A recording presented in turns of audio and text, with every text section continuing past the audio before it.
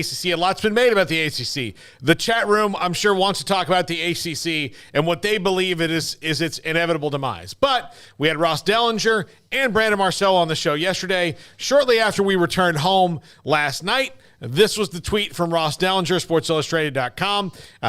The ACC officials have acknowledged that the Magnificent Seven schools met, but they're unlikely to continue meeting. And now we're kind of moving on where Jim Phillips has addressed us and said, yes, everybody comes and checks the grant of rights. Yes, it's happening. Everybody needs to be aware of conference realignment.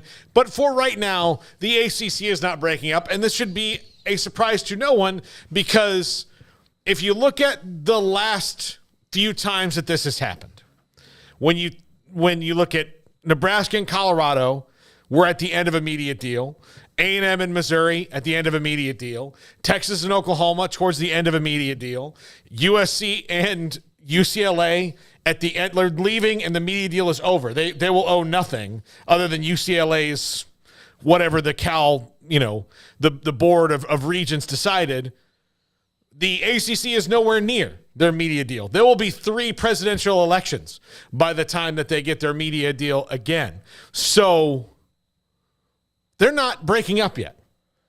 Yeah, I don't think that that was really fully on the table. And as much as it was fun to talk about there for about 24 to 48 hours, and I think those conversations will continue online. I think people will still explore different avenues that potentially something could happen sooner rather than later. But there were just a couple of major questions entering yesterday, and then by the time yesterday ended, it was all pretty much answered, and everybody had made their amends or come to an agreement that this revenue sharing option is one that they will explore, and one that they'll explore because, quite frankly, it sounds like the ones that were kind of, rattling the sabers and threatening things didn't have a great landing spot just yet, even if they are desirable one day to, the SEC and the Big Ten. And, we got to see, how some other things work out as well, because who knows what kind of agreements are made over the next few months. I mean, what if you're George Kliavkoff and you're exploring still an ACC,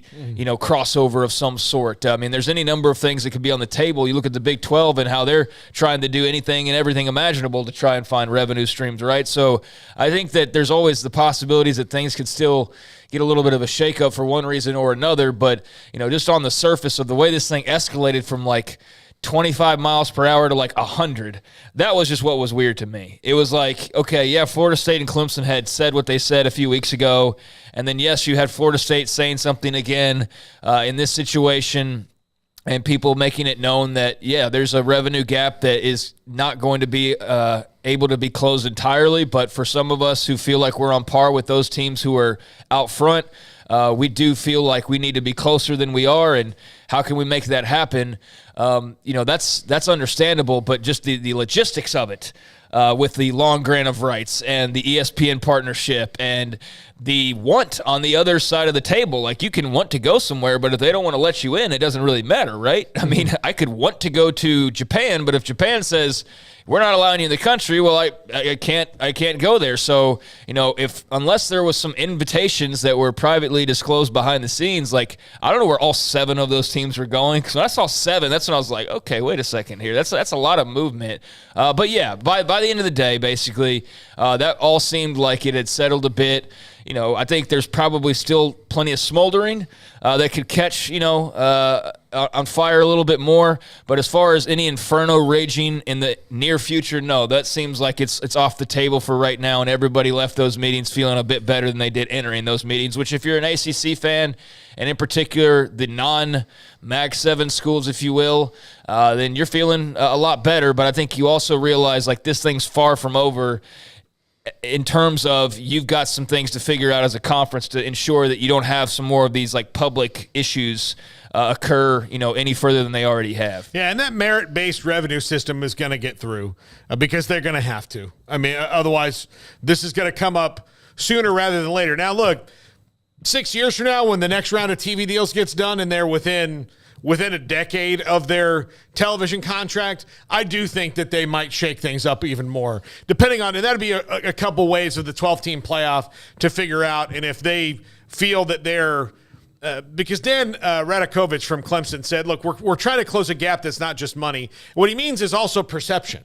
He wants, the other leagues want to be perceived on par with the Big Ten and SEC. And it's probably easier to be perceived on par with the Big Ten because the Big Ten has two schools right now that are kind of running the show. The SEC, the reason it has is you've got half the conference has been able to say in the last 20 years or so, look what we've done. We've been in this game over and over again.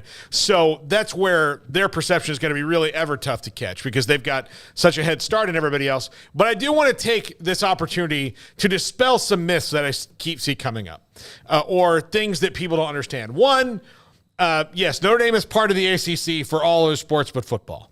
They don't affect this decision to break up the conference in any way, shape, or form because they do their own thing no matter what. So if the ACC breaks up, it's not going to bother them that much because they can find another conference to put their sports in and they can stay independent in football, which they will do until they're made not to. We keep saying that over and over and over again, Craig.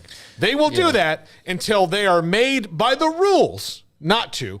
And the rules are not only getting easier for them to get in the playoff, but the guy who runs the athletic department there was part of the committee.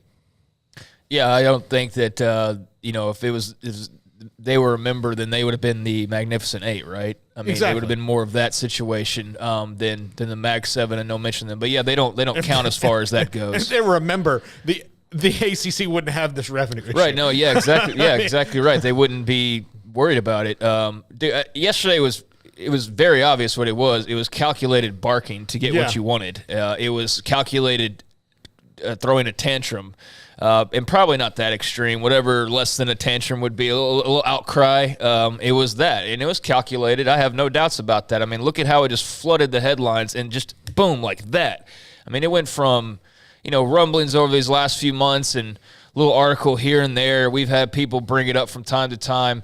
But there was nothing really to chew on other than just the obvious of, okay, there's reasons to bring these things up. There's the increasing revenue gap. There is the feeling that if you are one of the top schools that, feels like you're on par with those schools in the other two conferences that, just by where you're sitting, you're losing ground, even though you're not doing anything really to lose ground. But they're just, climbing higher and higher and higher, and you're kind of stuck, and that's a terrible feeling to know that you're stuck, and you're stuck for a very long time. So yeah, like it's understandable that there would be some schools, particularly those. I wouldn't even say all 7 of those, quite frankly, but like 4 of those 7, that especially you go like, okay, yeah, they have every right to feel like they should be in a little bit of a different, a part of this tax bracket, yeah. But at the same time, the contract is what it is, and it's logistically just not the easiest thing in the world to do. You'd have to get a lot of people on board, and that's easier said than done, including the network, and I mean, just so many things. And so, it went from, like a little match to an inferno, but I think that inferno was kind of like Mysterio in the Spider-Man movie, where it's a little bit of like, it was like fake. It was fake. I mean, it was fake really, because, I mean, there wasn't this hellfire and brimstone like it appeared to be. It was people just, banging their hands on the table and saying, this is what we want, and if we don't get it, then this, and threatening, and then they got what they wanted, and everybody's leaving, and they're like, we can't wait to be in the ACC for years to come. This is great. That's the way it ended, basically. So, yeah, I mean, mission accomplished, but what damage did it do, or what cracks did it help form for the future? I mean, that's down the line to figure out, it appears, but, it will be very interesting to see how they go about doing the revenue model, even if it's as simplistic as like just some of the, the percentages changing, or what you do in the postseason. What do they call that? The benefit system, or the merit-based system. Merit-based system. Thank you. The merit-based system. It'll be interesting to see how that works. And for the schools who are still big and bad, but if they're not quite getting what they want out of that either, then what is their complaint and what do they do about it? But yeah, I think we're all settled in. It seems like with that part of this thing. For the foreseeable future and for that long contract. But, I mean, again, 13 years is a long ways away, so who knows? I don't think we're done with the end of the ACC by any means, but as far as there being any imminent, like, it's all falling apart and they're going to leave, and I don't think that's, clearly in any way, shape, or form taking place. No, they are in the stage that the Big 12 was in, like, a few years before their first 4 left, like where there's infighting, there's different things, there's people getting tired of certain things, it's pushed in a certain direction. So we'll see where the ACC goes. 2, and I'm not just saying this because of my affiliation, but I see a lot of people saying the SEC has not said they want Florida State. The SEC hasn't said S. They haven't said a word about Florida State, about Clemson, about Miami, about North Carolina, about the friggin' Occidental College. They've not said anything. Did they say anything about Oklahoma and Texas? No. We woke up one morning and gosh darn it, they were in there. That's how it works. They're not going to say, oh, we'd love to have these schools. That's not how the SEC operates. One day, when those schools feel like they can get in there, they will go and talk to the SEC, and if the SEC wants them, they'll take them, and then we'll all find out after it's already done.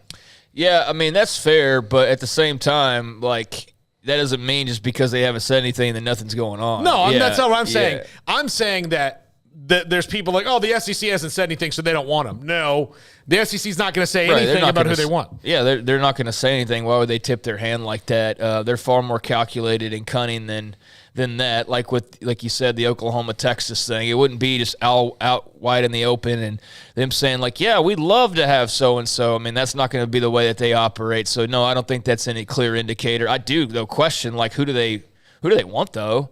I mean, I think it's fair to say, do all 7 would have all 7 of these schools had an invitation somewhere? That's what I kept asking yesterday. Was like, I get like 4 of them, but do the other 3, like, is NC State really positive? And maybe I just don't view them, the way I should because I don't live out on that side of the country, and maybe they're perceived a lot differently. But I don't know. I feel like I got a pretty good grasp, and I could be missing out on like some huge endowment or something about them that makes them far more attractive than just the. With all due respect, the NC State I've watched, but I just don't peg them as the school amongst those others that are like, oh, yeah, they're right on par with Florida State. They're right on par with Clemson. I just don't view them that way. So that was kind of a head-scratcher to me, but I don't know. That could have been the territory part of it. Then again, though, like, do you need them and North Carolina? So that aspect of it I was a little unsure of, and I wonder, okay, who all would really have been a threat, because I don't know.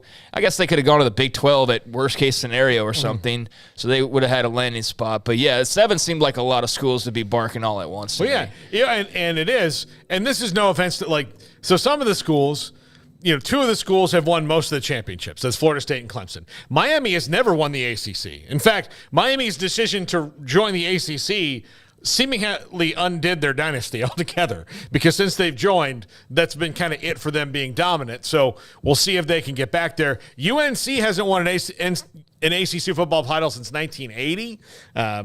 Virginia Tech's won a couple in there. I think the last was in 2010. NC State, it's been a long time for them. In the 70s, I believe, 1977 was their last one, somewhere around there. So it's not like the whole group is awash in these are the schools that win this league title all the time. It's pretty much 2 schools with some pepperings of some others. Yeah, but, I mean, Colorado wasn't just winning Big 12 left and right. A&M wasn't winning the Big 12 left and right. Nebraska, they were having their success. Missouri was starting to have success there late, but they weren't jumping up and winning the Big 12. They were in, good locations with, good backing and good history and all those different things that, made them an appetizing choice all individually. But, yeah, I mean, that part to me, I was just wondering, like, really, are all 7 they're already sure that they've got invites in hand elsewhere? And I would have loved to have seen, honestly, I think the fun part would have been to see Jim Phillips go, all right, go then. Go challenge it. Yeah. I'm not giving you unequal revenue sharing. Go challenge it then, big boys. Like, go try it. And I understand that would be like what do you lose? Well, you lose the entire conference. Like, you could dissolve it unintentionally. But I do wonder, like, okay, would all of it, like, somebody's bound to come crawling back at some point after a phone call, right? Be like, you know what, dude, we think we were a really great spot. We're sorry for what we said. We got a little over our skis. I think there might have been some of that from 1 or 2 of those, but I don't know for sure, because we won't know how heavily involved they were in fully understanding what their opportunities were. Look, the bold thing would be like, oh, you guys need 8? I'll give you 2 more. That way you don't have to worry about it. Here, you can also have, Louisville and Pitt, you're voting with them. Shut up and do it.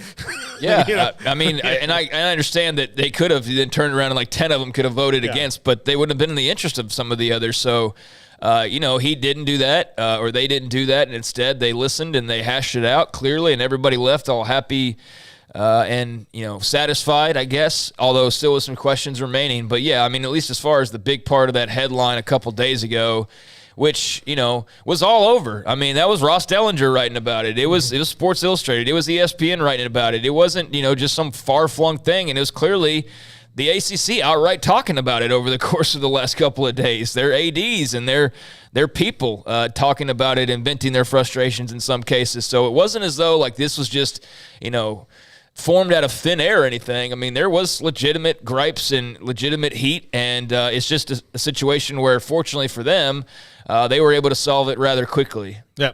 All right, let's go to some transfer portal news.